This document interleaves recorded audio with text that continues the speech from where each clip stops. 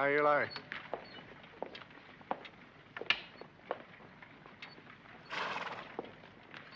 Eli? Morning, George.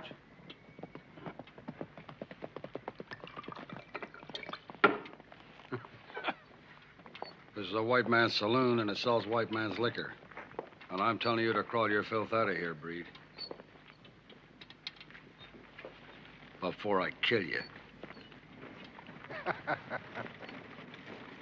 You hear, you red-skinned nigger? A white man's talking to you. You need stepping on, Breed. Back off, lawman. You hear that, George? I'm gonna bleed you, boy.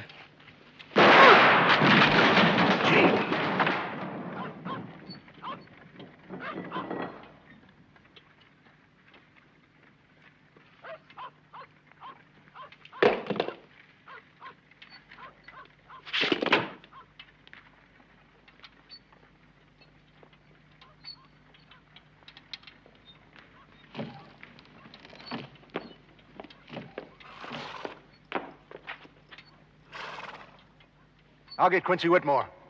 You were talking about Chato's Land, which I made with Bronson and Jack Palance. Yes, love it. A runner on that picture was John Landis. You're kidding me. And I hardly knew he was there. And he phoned me up recently. He's making a film in England called Burke and Hare about the body snatchers, the murderers who sold bodies. Uh-huh. And he offered me a small part.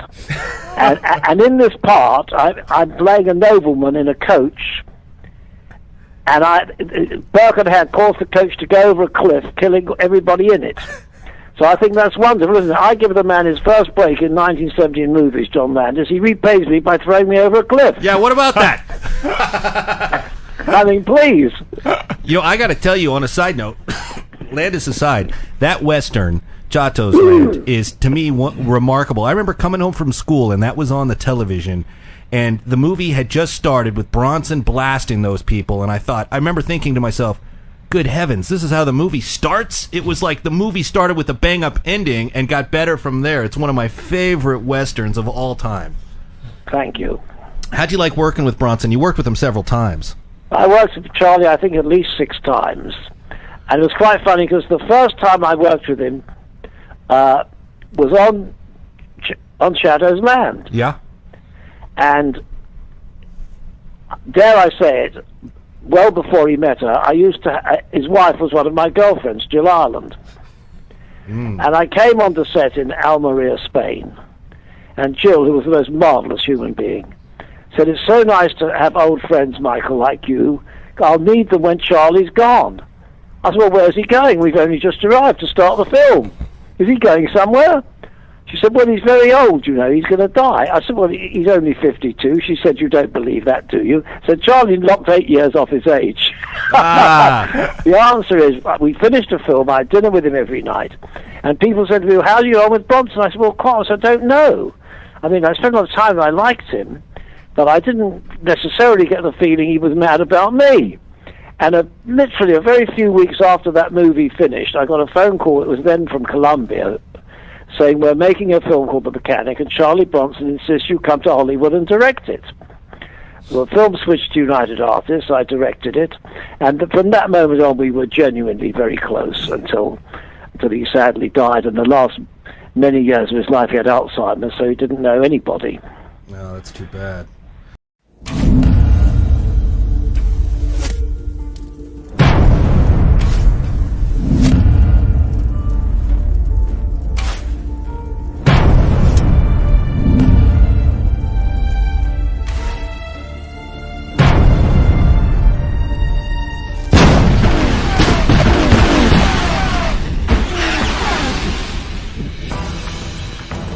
They were known as Lucifer and the Men with Painted Faces when they burned New Orleans to the ground.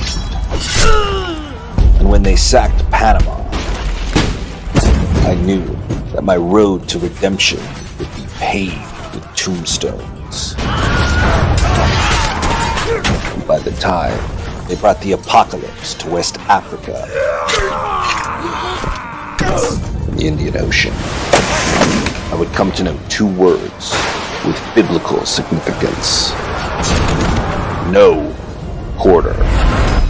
No quarter. Kill all masters. Rated R. Coming soon. Available on all platforms. Visit noquarterkillallmasters.com.